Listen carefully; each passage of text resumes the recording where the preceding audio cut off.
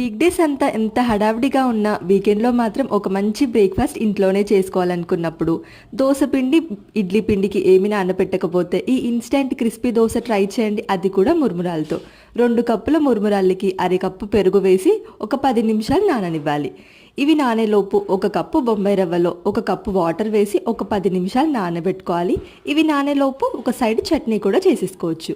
ఇక మురుమురాల్ని మిక్సీ జార్లో వేసి ఫస్ట్ బరకగా గ్రైండ్ చేసుకున్న తర్వాత మనం నానబెట్టిన రవ్వ టేస్ట్కి సరిపడా సాల్ట్ వేసుకొని 2 టేబుల్ స్పూన్స్ మైదా, అదేవిధంగా 2 టేబుల్ స్పూన్స్ శనగపిండి వేసేసుకొని ఇందులో ఒక అరకప్పు వరకు వాటర్ వేసుకొని ఫైన్ బ్యాటర్గా గ్రైండ్ చేసుకోవాలి.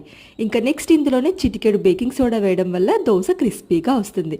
ఇక గరిటెడ్ పిండి తీసుకొని దోశ ప్యాన్ పైన స్ప్రెడ్ చేసేసి కొంచెం ఆయిల్ వేసుకొని లైట్ గోల్డెన్ బ్రౌన్ కలర్ వచ్చేంత వరకు ఫ్రై చేసుకొని బాగా క్రిస్పీగా కావాలంటే ఇంకో సైడ్ ఫ్లిప్ చేసుకుంటే సరిపోతుంది. Instant dosa ready.